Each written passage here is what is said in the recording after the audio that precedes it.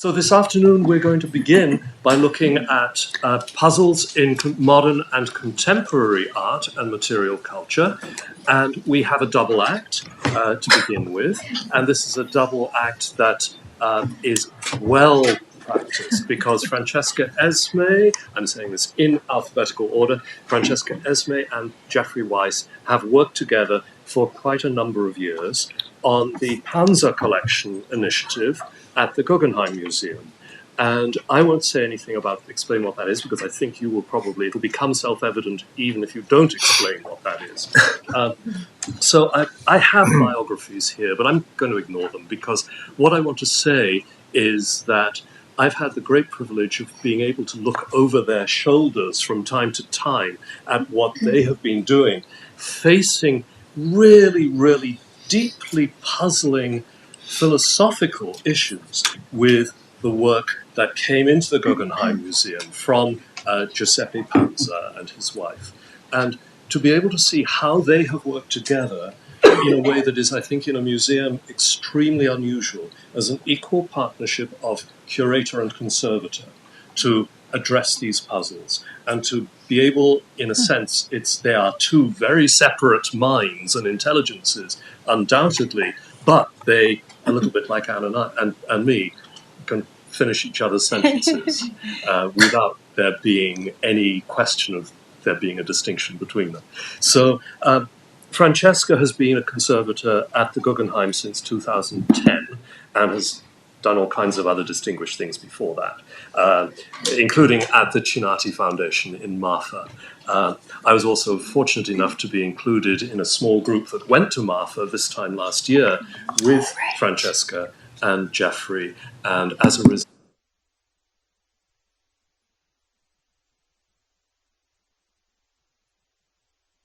I'm a complete convert to Donald Judd and the sublime, the sublimity of his work. Hence that's my own heritage from the west of Canada. So Jeffrey has worked in a variety of collecting institutions, last as senior curator at the Guggenheim Museum, but before that, head of the Department of Modern and Contemporary Art at the National Gallery, Washington, and various other distinguished, Dia Foundation, running the Dia Foundation. So there's no one who is a better guide to the work of this era than Jeffrey as a curator scholar. So they are going to talk about something. They're going to talk about iteration, example, version, the variable realization of minimal art. Francesca Esmay and Jeffrey Weiss.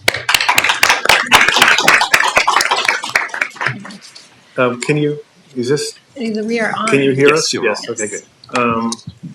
I think the first thing we want to say is that we've come with not with a prepared talk, but with a presentation, as encouraged by Ivan, and so it will set itself apart to a certain degree in that way.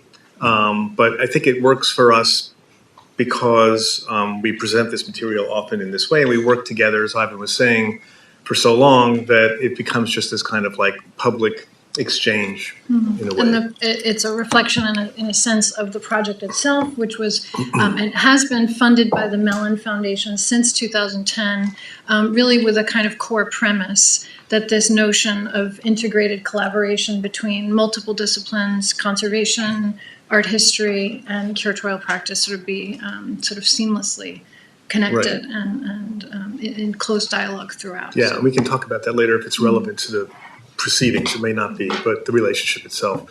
So I guess we'll just jump in. We're going to show you a lot of slides because we think that the amount of images makes a kind of a point as we move through this narrative of the project and some of the issues that we face that are relevant to today's theme.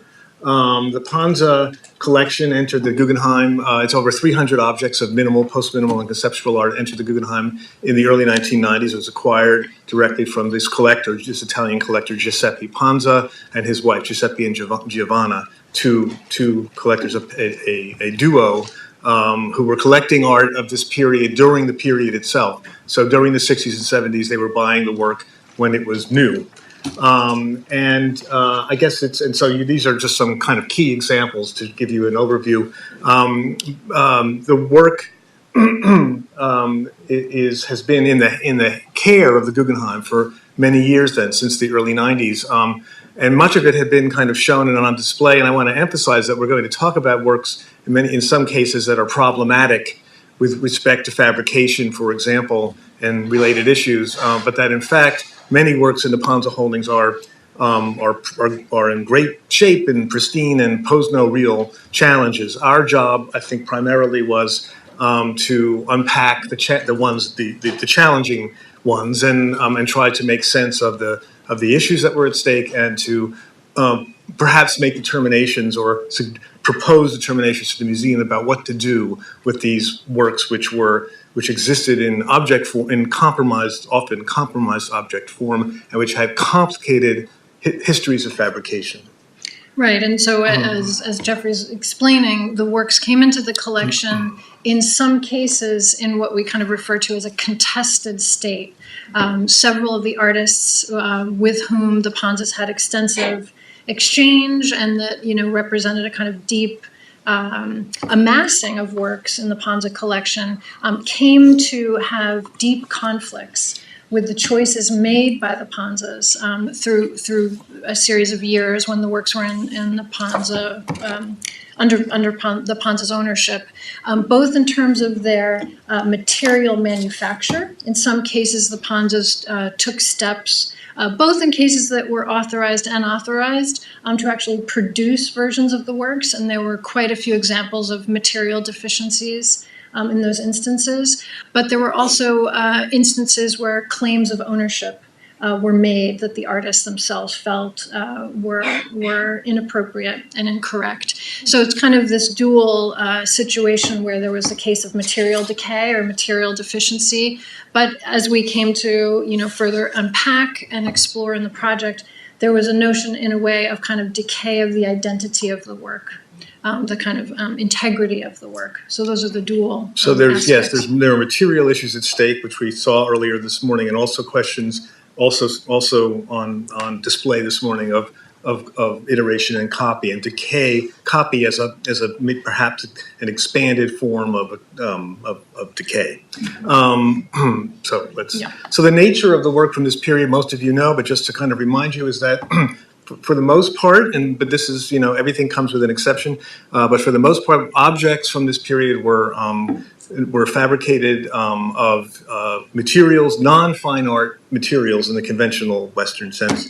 So plywood, fluorescent lighting fixtures, for example, and other metals that were derived from commercial manufacture and industry, and forms of construction, as opposed to conventional sculpture making, forms of construction that also stand apart from studio practice in the old sense. And here's a Judd on the left and Flavin on the right, just to make that brief point. And it's a moment at which also there can be multiple versions of one work that occur over time, either as legitimate replacements for work or alternate forms. So the work on the left, for instance, would have been citable in different locations by the artist and could have then conceivably taken a kind of narrower or wider form over time. Yeah, so there's a question of instability at stake with respect to installation and how works may or may not change given the conditions of installation. And also, I think, questions that will come up again of authorship, given the fact that the artists themselves did not produce these work, that they were made by others, and we'll get to a slide to that effect in a minute. And then this idea of iterations of the fact that the works could in many cases be remade, although the standards in terms of refabrication over time had a way of becoming slippery and evasive. With these conditions come the rise of what we kind of refer to colloquially as paperwork, which is to say there's a big kind of bureaucracy at stake during this period of certificates, contracts, sales contracts, certificates of ownership and authenticity, and other pieces of paper, which we'll show again in a minute, more examples of that. The paperwork comes with the there's a new level of significance for paperwork, which is occasioned by the fact that the works that we're talking about tend not to be unique objects. And so since they're not unique and they are potentially susceptible to future fabrication or refabrication, paperwork was devised to explain or justify or rationalize those terms, to create systems through which the work can live into the future in this regard, and also can be protected legally with respect to the rights of ownership on the one hand and the rights of authorship on the other. And what we hope this also will illustrate, and there'll be more examples of this throughout our talk, is that it also opens up vulnerability to the work, to misrepresentation, and at times misrepresentation and misinterpretation, such that sometimes these pieces of paper are read as license for certain types of activity and sets of permission which aren't necessarily at stake or appropriate to the work. And this is going by everything pretty quickly, but this is a huge part of what we faced in our work. The fact that paperwork exists, but that it's ambiguous. It seems specific, it seems precise because it's paper, and it often looks, it's rhetorically and visually systematic. And it represents a dependence on the idea of inventory, for example. But all of these things are subject to variability and, as Francesca's saying, to misconstrual. You want to? And then we're just going to kind of have a portion of our remarks that expands on this idea of the shift taking place in the 1960s in American art, and highlight a few of the aspects of that that do open up sort of a set of vulnerabilities in terms of the way that the works are interpreted, displayed, and preserved. One of which is this notion that Jeffrey's already brought up is delegated fabrication. This notion that the artist themselves is not producing the art object by their own hand, and that they're in someone like Donald Judd, for which these are 4 examples of just some of the types of fabricators that an artist like Judd worked with throughout their lifetime. There isn't even a single individual necessarily that the artist is working with. It can be a variety of individuals that might have expertise in a range of materials. Judd, for instance, worked with over 30 different fabricators during the course of his, art-making career. So, needless to say, it creates, just a sort of widely expanded set of variables around the material sourcing and craftsmanship, and notions of this shared kind of contribution from the fabricator themselves. Yeah, which goes back to the question of authorship. So these things are being made in shops and related places, and Judd sometimes supervised their fabrication, sometimes not, often delegated even supervision to other people, so that creates a series of issues that are also at stake here with respect to misconstrual. Then there's also, in relation to what Francesca was saying, and I guess I just brought that up, is this question of the changing conventions of authorship, which is just simply to point out that, again, since the work is not unique and it's not made by the artist, the notion of authorship is retained by the artist, to be sure, but is to a certain degree kind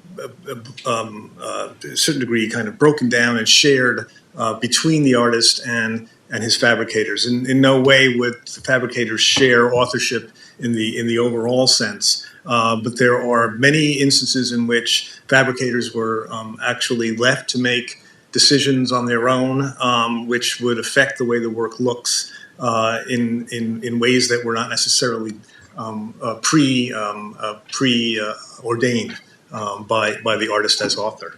And so this is a case of the fluorescent lamps that Day and Flavin uses is a ready-made commercial object. The lamp is. It comes in 10 colors, or Flavin used this conventional. Okay, so it comes in others, but he adhered to a kind of limited palette. Yeah, the chart represents the way in which fluorescent lamps can be obtained, in hardware stores. So the number of colors is limited in that domain, and those limitations were ones that the artist accepted. This is a key convention of art during the 60s in other ways. And with that in mind, I'll also add that there's a sort of specter of Marcel Duchamp at stake here with respect to materials that are so-called ready-made. And Duchamp actually is occurring to me as a kind of a very important, maybe touchstone for us in the conversation in general. Once we're done, or not, but we'll see.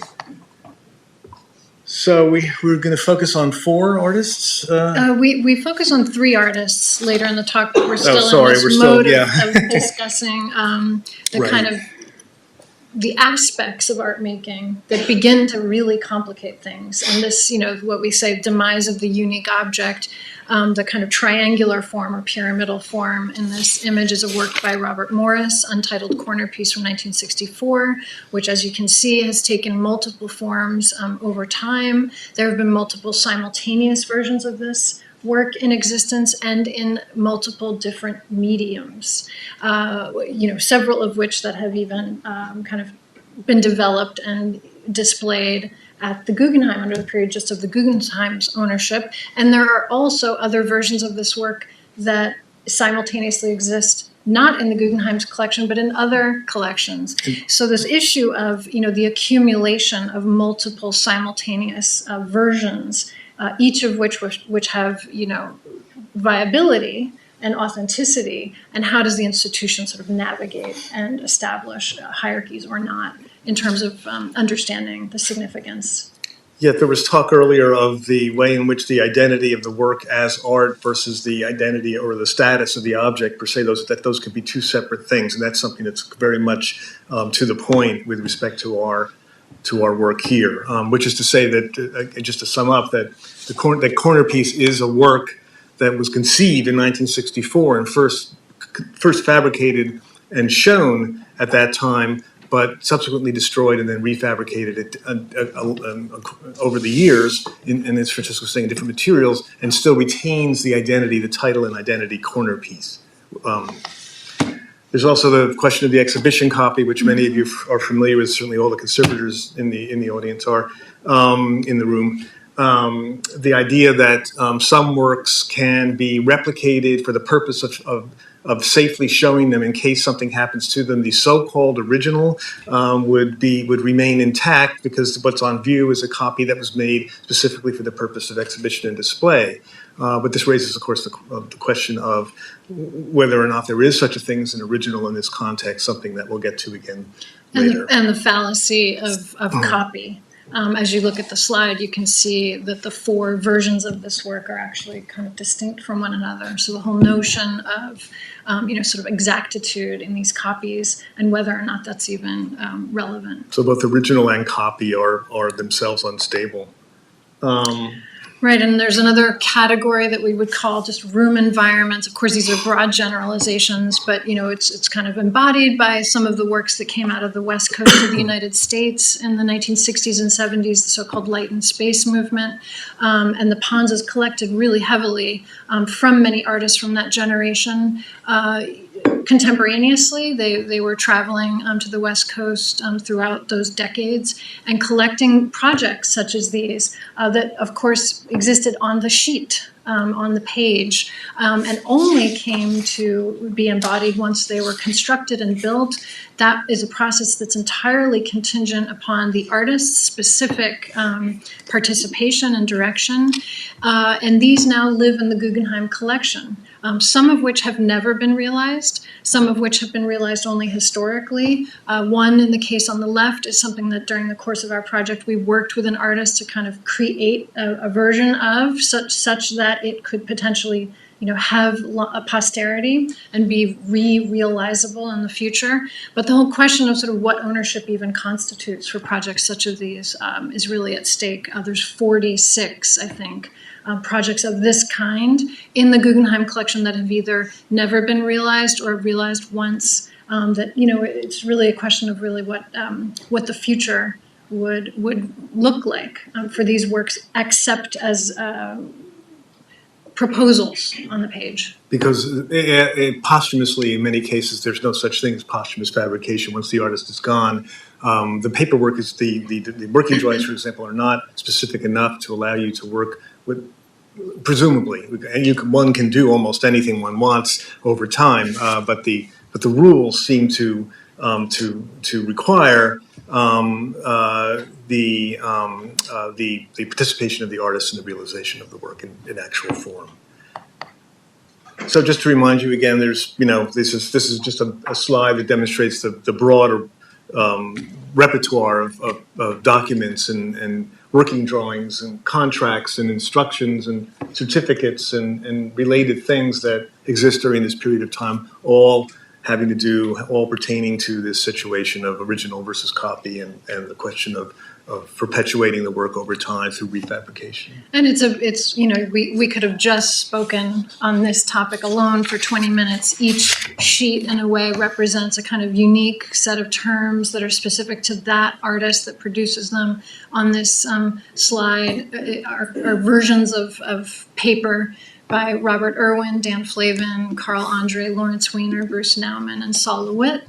And in each case, they are unique. They are specific to the nature of that artist's work and the terms around transfer and sale, realization over time, and authentication, certification. So either the presence or the absence of these documents can either kind of bestow or negate claims of ownership, but as Jeffrey's pointing out, some of them are instructional. Some of these are things that were kind of inflected or brought into being because of the collector. They were produced at the behest of the collector or the requirement of the collector upon purchasing, and some of them are from the artist. So there's a real distinction between artist-generated and kind of it's something in the service of the collecting. And it's important to kind of very accurately decipher the meaning and significance of these things. And it's one of the aspects of the Panza acquisition that became very tricky, because when all the paperwork came in, there were a lot of sort of misinterpretations and incorrect assumptions made about the meaning and significance of these. So we've been attempting to disentangle meaning from these works. This and everything else we're going to say in the remainder of time that we have goes to this question from this morning that I was raising about the role of the institution as a frame with respect to these issues. Because the institution has to grapple with. In other words, we can all talk about what we think they mean, but on the ground, the Board of Trustees, for example, is expecting you to have some solutions, and that's a topic as well that we might address, in the Q&A. Mm-hmm. So we just wanted to quickly move through 3 examples of, sort of so-called decay, but obviously the example that's specific to the Panza initiative. And we'll quickly move through this. This is just to represent the kind of long historical relationship between the Panzas and Donald Judd, which began in the early 70s. At which time the Panzas purchased several works by Judd in a kind of agreement form. So an unrealized version of the work was purchased. During the course of Panza's ownership, a handful of those were physically produced by Panza with limited supervision by Judd and in ways that departed from Judd's standard for the work. And then there was another group which were never realized and entered the collection of the Guggenheim Unrealized. The story gets very complicated in that exchange had at the beginning good faith that these things were going to be produced under the terms of the artist and with some degree of kind of trust between collector and artist, to the point where some instructional information was sent. And then the resulting objects, however, in the end were rejected by the artist. They were produced by Panza in Italy, but under terms that were not in adherence to the standards for Judd's work. And Judd came to ultimately disavow and disclaim the status of the works right at the moment, in fact, that they entered the Guggenheim's collection. Bad timing. Well, famously and publicly for that, it was timed precisely to make life difficult for the museum. This is one work. This is 4 different kind of identities of a single work that is in the Panza collection at the Guggenheim called Untitled 1974, or it's sort of colloquially known as Listen Piece. The upper left-hand corner is its first version in 1974, and then there were two other versions produced over time. One of which, in the lower right, is the Panza version, which departs from Judd's standard. The one on the left is a version produced during Judd's lifetime using Judd's approved fabricator, which had been presumed lost. And therefore, we undertook in the course of our project a process that essentially decommissioned this work, because we knew we did not possess an authentic version of the work for display. But in the course of our study, that version reappeared. So we were able to kind of take possession of it, examine it, and reassemble it, and sort of recuperate it. And we were laughing, saying, what's the opposite of decay? Is recay. So in this case... That's a Panza Collection Initiative joke. Yeah. Best left, so, right. I mean, so this, just again to kind of, ring the bells of authenticity, for example. What is an authentic Judd in this context? Does it have to have been seen and approved by him? Can it have been made in his absence but approved in distance? And if it's if the work itself no longer exists as an approved object, does it exist as a work? And the one answer to that question is yes, in principle. It exists as a proposal or as a work that once existed in object form historically but no longer does. So in this case, we had kind of come to the end of that tale, and then in storage in Los Angeles, the 1983 version, which is approved, was discovered and was recuperated by us. Now the work exists in authentic form, if not not the initial version of it, but an authentic object that was produced at a later date by Judd's fabricator with the approval of the artist himself. And the next example is Dan Flavin. Flavin is what Panza refers to as his first minimalist. It was the first minimal artist that the Panzas collected in the very early 1960s. And here you can see some images of Flavin works installed at their residence in Varese, Italy. And just as a reminder, it's very much the case that this whole issue of, kind of paperwork is at stake with Flavin's work because of this idea that the work, is open to refabrication. It's not necessarily implied, but it's often the case where it's required. But one of the things that we wanted to point out was along these lines of, what constitutes decay for this work is installational decay. On the left, you can see Flavin's first installation of this work in the early 1970s. A few years later, Panza acquires the piece on paper, so it's purchased, as a sales, on a sales agreement. He doesn't receive a physical object.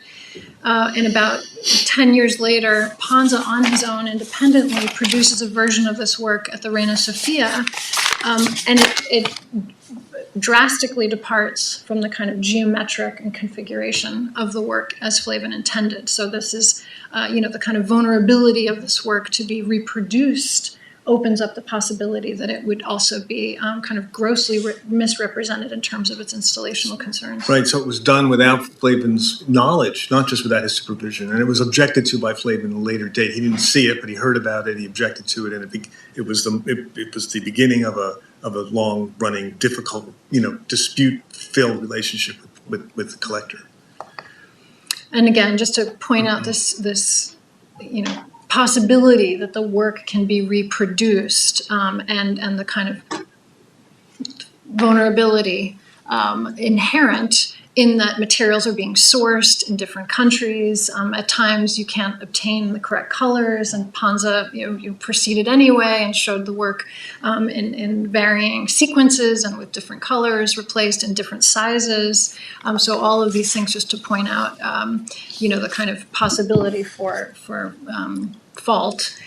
And then just to take this back even to the kind of artist's position, that over time Flavin himself was subject, because of these questions of sourcing the material from the lighting industry, over time the actual equipment shifted. The aesthetic standard for the work shifted over time. So on the upper right is a kind of vintage object from when Flavin first began using the medium in the 60s and early 70s. And the lower right is by the mid-90s, at the end of the artist's life, the kind of more elevated aesthetic standard that became typical for the work. Yeah, and I think this is a good place to point out very, very quickly that fluorescent lamps come with two other forms of I guess what I would call material and perhaps systemic decay.